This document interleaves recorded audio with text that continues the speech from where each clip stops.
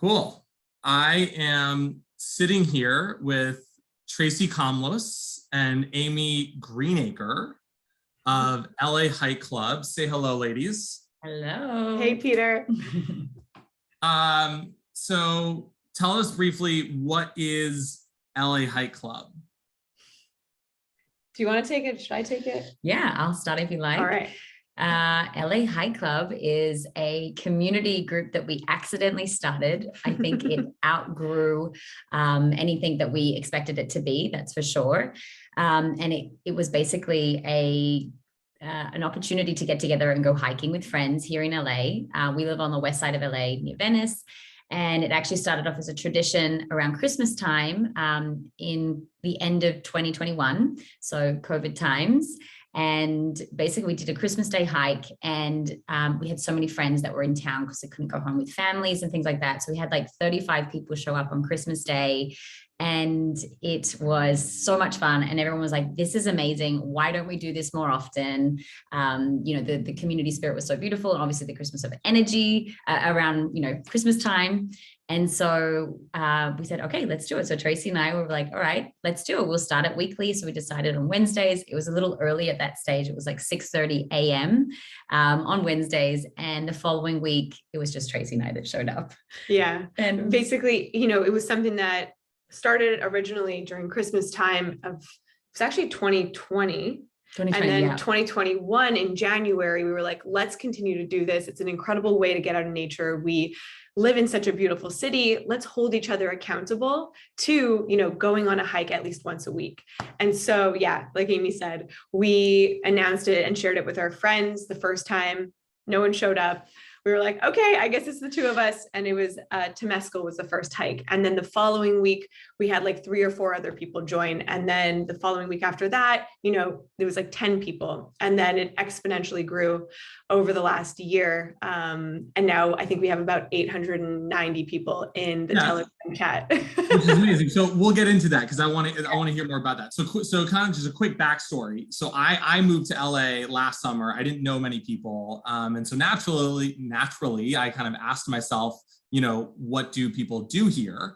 Right? You have to participate in the local culture. Several people I met said they had connected through LA Hike Club. And I thought to myself, this sounds great. What the hell is LA Hike Club? And I Googled it. I couldn't really find anything.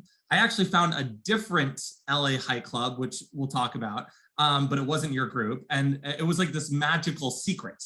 And then someone sent me a Telegram link and I discovered you. And what really impressed me to your point that you just said was kind of seeing your growth. I mean, at the time you had maybe 200 or 300 members. Mm-hmm. Now you've grown over to 800 members. I couldn't get 800 members to join if I was offering free money.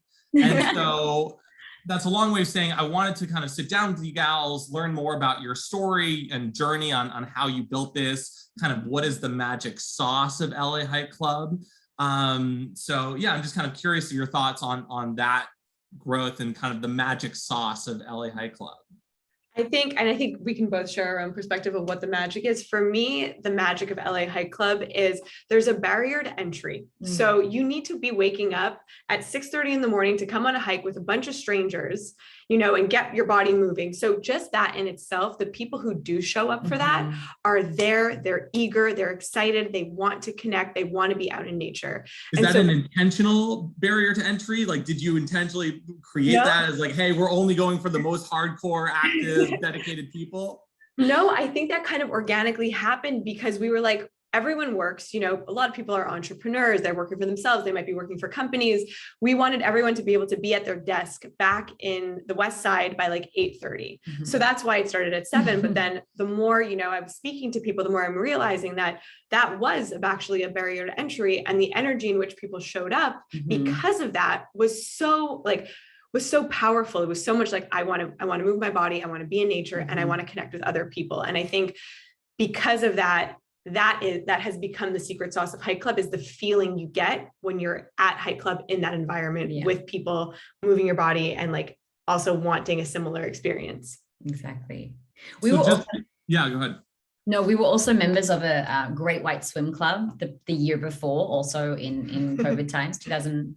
2020, I guess, same time. Sorry, throughout the summer of that year. And so we were already waking up at 6:30 a.m. in the morning and going down to the beach and swimming with a cafe that an Australian friend. So I'm Australian, I come from Australia, and Tracy's Canadian. And I think something about being also expats and not from this city. And just as you mentioned, you know, the ability, I think the secret sauce is actually like going and meeting people that are like-minded, that are open and healthy and conscious and like they love being in community as well. And so, you know, I feel like there is a barrier to entry in terms of like the type of people that wake up at 7 a.m.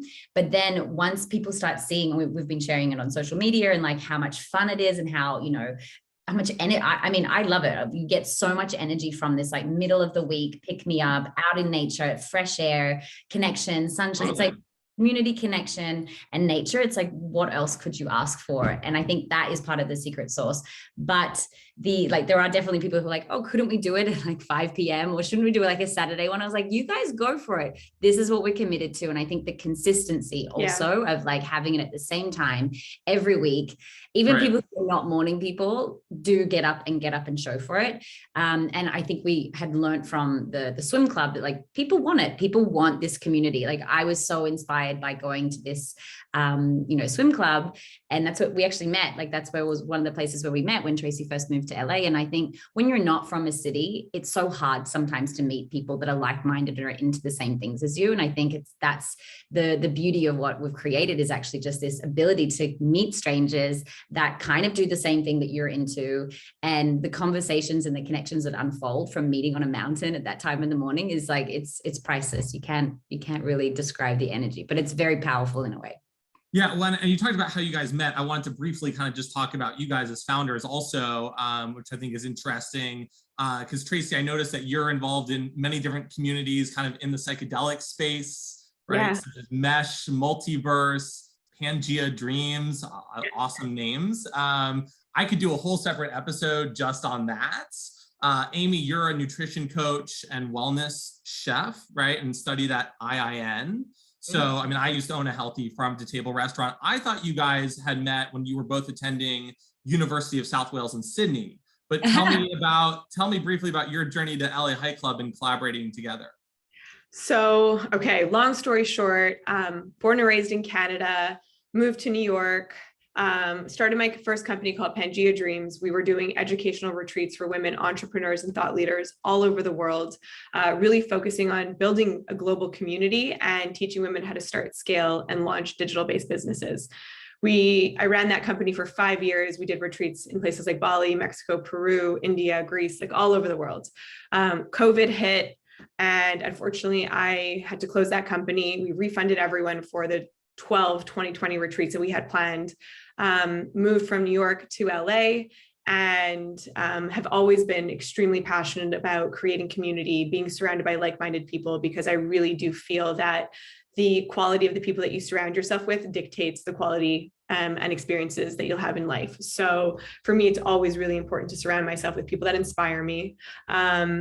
Started another company here called the Multiverse, raised money for that. And then Amy and I met through mutual friends, and we live together. And that's accountability is helpful when you live in the same house. I'm like, come on, we're going.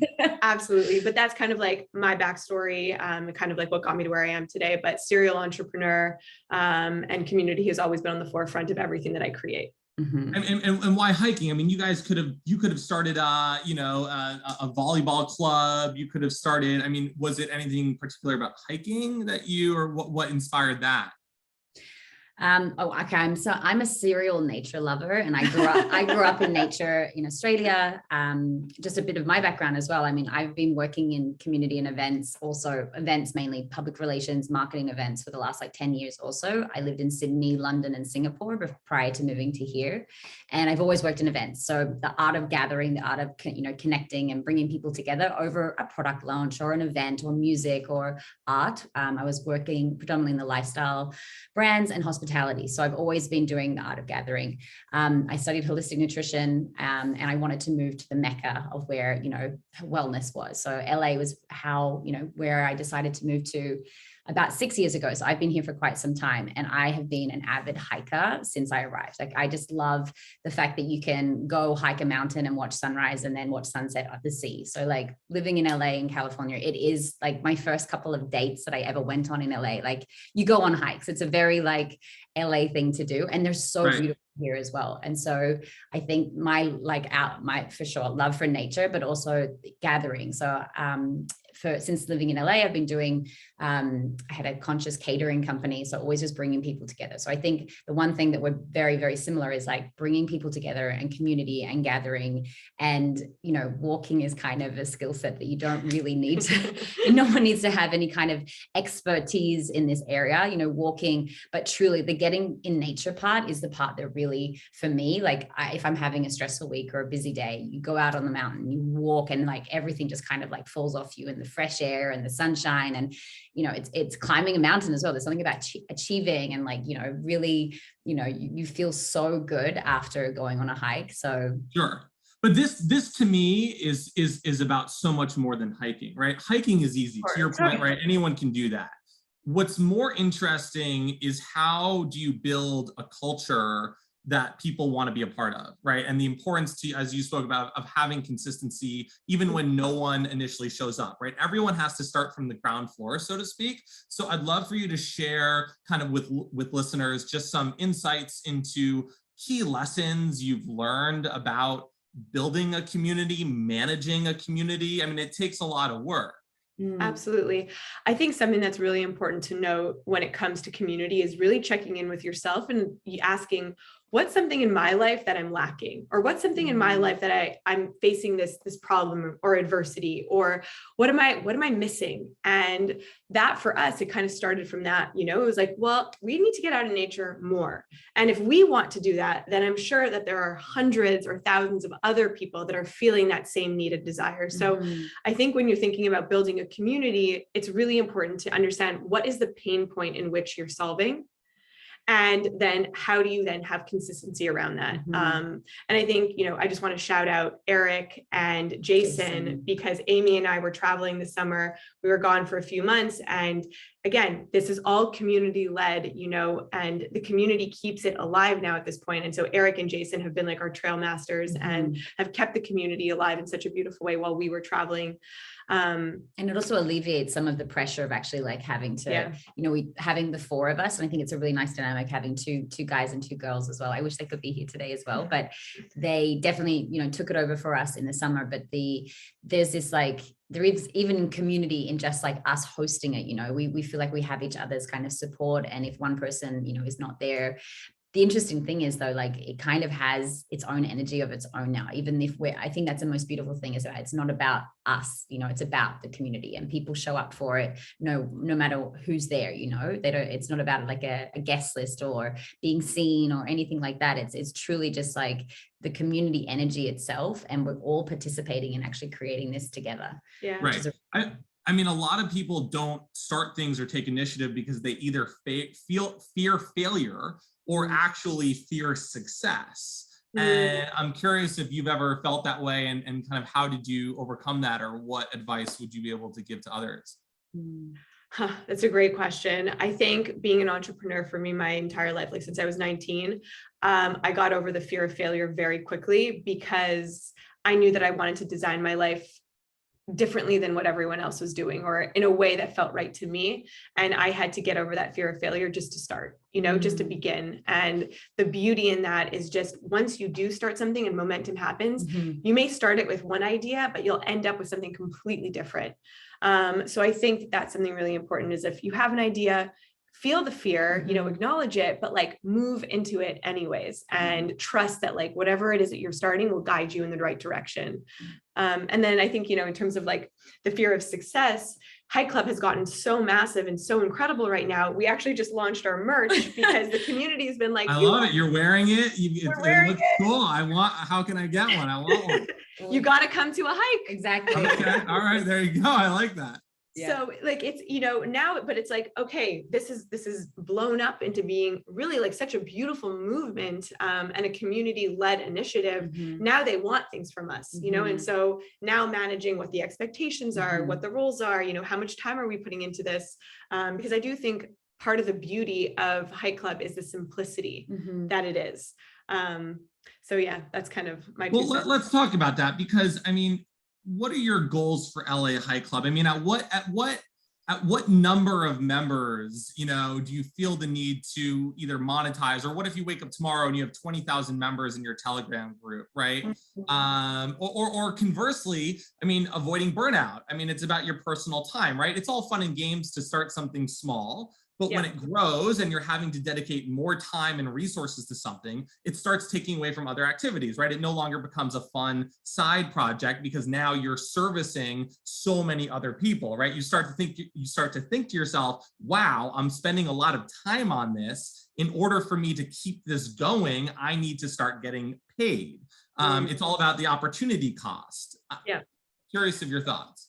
I mean, great statements, because it's truly energy that I have definitely been feeling and we've been sharing. It kind of got to this place, and now we're launching merch, and now there's a lot more to it. We have to create a website and how to collect money, and who's taking care of responsibility of, certain avenues of social media and marketing and website. And it's like, okay, this is becoming a full-time job. And honestly, we're just at that place now where it's kind of beautiful that we are stepping in. Like, what an incredible opportunity also that we are stepping into this place where actually we could be doing something more with just then, this weekly hobby.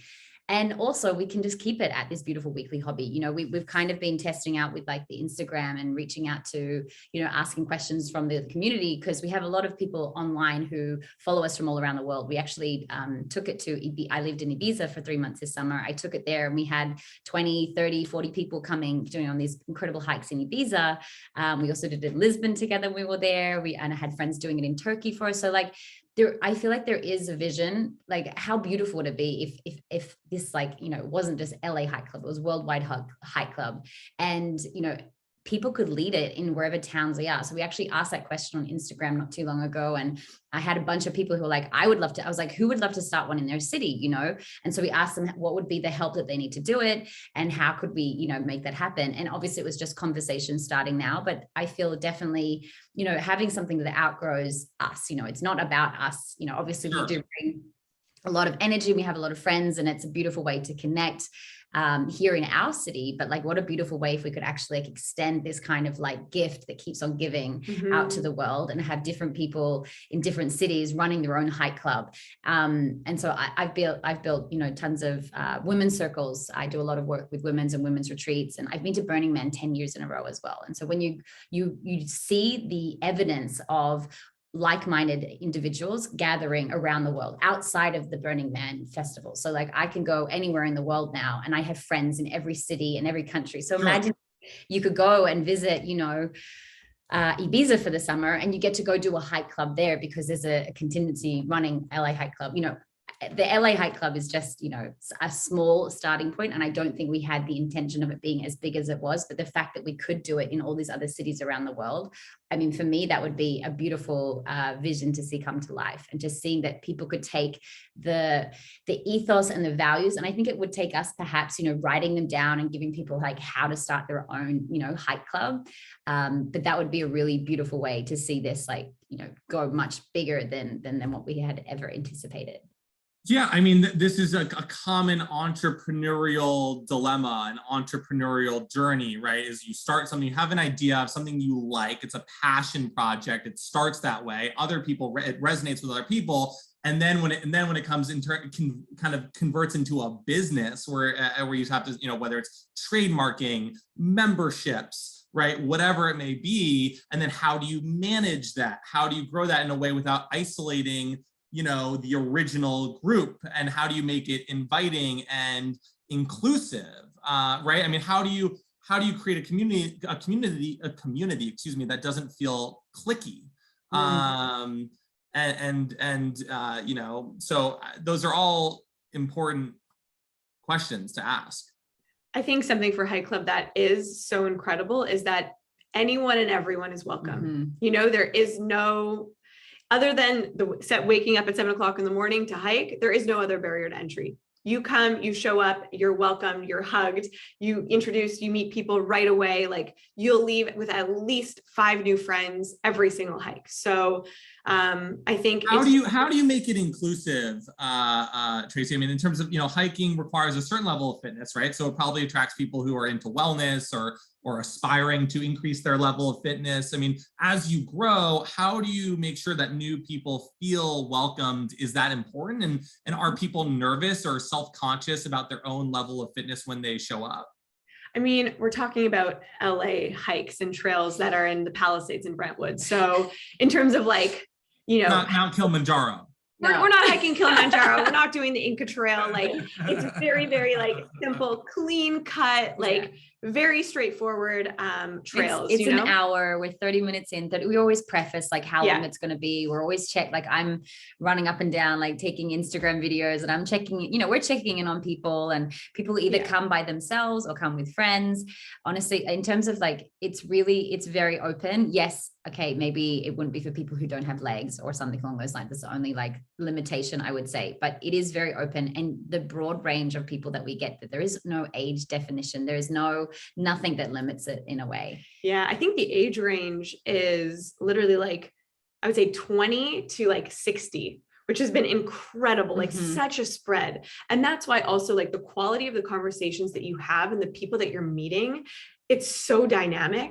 And I've had so many conversations with people that are like, I met like my business partner at Hike Club. I met someone who convinced me to move to Los Angeles. Now I'm moving, I live here and I live with them, or, boyfriends, girlfriends, like, dates. Like it's so incredible. It's really the incredible. Stories that have come out of it. Yeah. Yeah. But inclusivity is definitely at the forefront for us, and making sure that it does feel inclusive and anyone and everyone is welcome. And I think that that's also like an energy in which we show up with Eric and Jason, how they show up. And because of that, we also set the tone for how everyone else shows up too. Are you paying for advertising? Is it all word of mouth or just completely word of mouth? we do some pretty good hyping Instagram, social media. That's the only channels. So Instagram and Telegram are the only two outlets that we use, and obviously word of mouth. People who come to town. I mean, LA is such a transient city. There's always people coming to visit, people traveling through, people who are not from here. There's always like a brother, sister, aunt, uncle, best friend, So it just has this like every week there's a different, set of people almost. Obviously we have some of the consistent faces that show up every week and they're amazing and they tell friends. And then, and then there's like offshoots of like everyone kind of shares their own community initiatives that are happening within the community. So it definitely like, it's the weekly connection that we all get to go, and then like it spurs out all of this extra right. It kind of it's about building a habit, right? Everyone has a limited amount of time. It's just kind of when you start getting into the habit of something, and then it's like, okay, this is every Wednesday, 6 a.m., 7 a.m. This is what I'm doing. You don't think about it as much. I love the idea of having different chapters, around the world. Sounds great.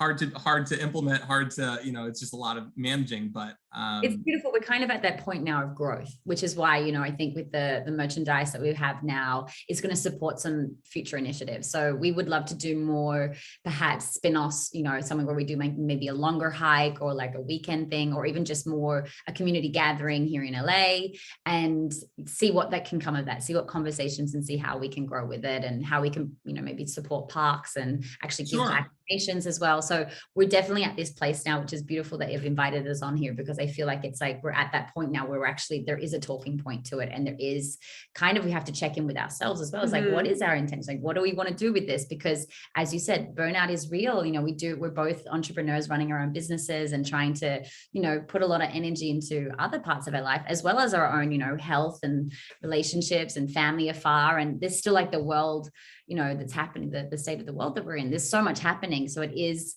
but the one thing that's the gift that keeps on giving is like, we still just get to get out in nature, move our bodies, have like-minded conversations, meet new people. And that's it. Like, honestly, the simplicity of it as well. Right. so beautiful that like, why does it have to be more than that? But we do understand we are also working with something really special, and we want to be able to, you know, at least sustain it in some way that feels good for us and our community, and let's see what that looks like. So yeah, absolutely. I think you've created enough goodwill, you know, that at a certain point people are willing to understand, you know, people understand that in order for it to be sustainable, you know, there's got to be some exchange of money or revenue or something for people's time. As someone who's new to LA, just briefly, what are some of your favorite hikes? Well, classic one is Temescal. Love that one. We're doing Westridge Trail tomorrow. Yep. So I guess this is going to be a bit late for anyone who's listening. Not sure when this podcast comes out, but Westridge Trail's in Brentwood. I think that's one of my favorites because it goes up and there's hills. And so you get this most beautiful view. The first one we did on Christmas was Los Leones. That's a great one. But we do Pasa nuermas. We go up the back of it's the back of Topanga Canyon, but at the front of the Palisades. Rodgers is another great one with the bridge. So you're kind of going inland in more, I guess that's more Brentwood and the Palisades, the back of it. Do you always do you have some kind of system? Do you like pick different ones all the time, or do you try to avoid repeating, or like have a rule with repetition? We typically try and choose trails that are about 20 to 25 minutes from Venice. Because originally that's where most of the people were coming from. Now they're coming from all over the city. And they're usually in the Palisades or Brentwood. I think we have 6 on rotation. There's about 6 hikes that we do. And so we'll just choose each week which one we haven't done. And there is, honestly, there's no system, there's no anything. We just kind of like check in with each other. Like, what should we do tomorrow? There's this really cool hike called Murphy's Ranch Trail, which Eric, one of our hike club captains, he took us on that one. So we love doing that one as well. It's like this crazy graffiti, urban, old Nazi camp, kind of very interesting. And that one has like a really beautiful river. We went there the other week. It was so cold in the morning, but we do them on rotation, and there is no system to it. We just kind of check in with each other and ask which one we're going to do, you know, tomorrow. What is something you wish you had known, or that someone would have told you 5 years ago that would have made your life so much easier? For me, I think it would have been to really commit to a morning routine. I still struggle with that. And I think that it would like really help shape my days. Because the second I wake up, I'm like on back-to-back calls all day or meetings in this. And I wish that like I could honor a morning routine more. I'm trying to do it, but that's something that I think I wish I was able to commit to. I like that. What about you? 5 years ago, I mean, where we're at today, I wish that I took more jobs and getting paid in Bitcoin, because I got offered to get paid in Bitcoin 5 years ago. So someone had told me 5 years ago, take the Bitcoin, Amy. It's going to set you up very, very well for the future. I'm definitely more in like the health space, my morning routine. I'm all about meditation. Like I got down packed, but I think if I could be a little more business savvy and in, you know, that kind of online digital space and being a bit more of an entrepreneur when it comes to that. We're like complete opposites. We are. We really balance out each other. Yin and yang in terms of good. That's important to have. Yeah, but it's also kind of beautiful because we get to teach each other, and the people that we bring into each other's lives, I definitely bring more of the like spiritual wellness, grounded, you know, kind of energy. And that's how I was, you know, raised, and the things that I'm interested in. But I'm also surrounded by such incredible humans that are in this like digital online space, really, you know, pushing the forefront in this area. And I'm like, oh, if only I took that cooking gig in Bitcoin.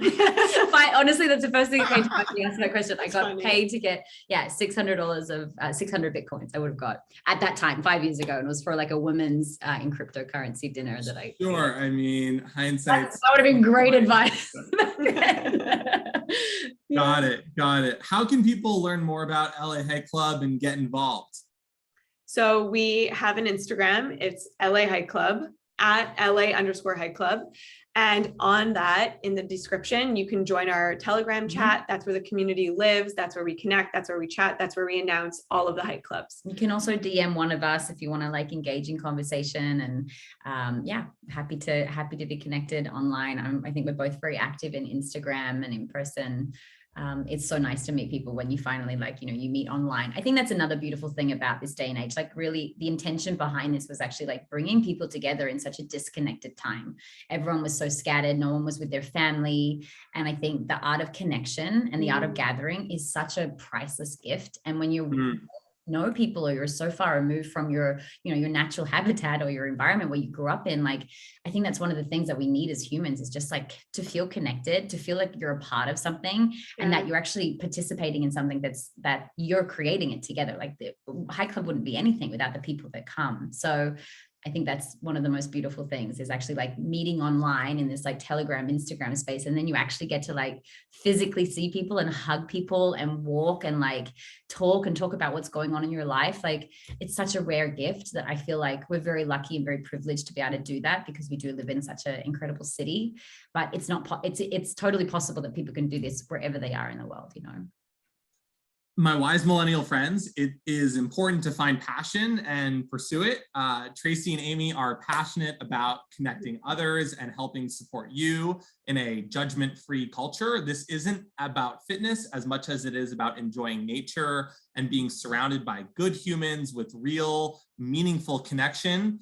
If you live in the LA area or are planning to visit, join their Telegram group. Come out for a morning hike. You will feel rejuvenated, grounded, and inspired. I guarantee it. You gals are so lovely. Thank you, Tracy and Amy, for coming on and sharing your views with us. Thank you, Peter. I'm holding you accountable, though. You're coming to join us for at least one hike. And if you really want to support us as well, you can purchase our LA Hike Club merchandise, which we have to thank. I will do all of the things. Yay. I will be there for more than just one hike. I assure you. You have my commitment. Beautiful. On record. Live on air.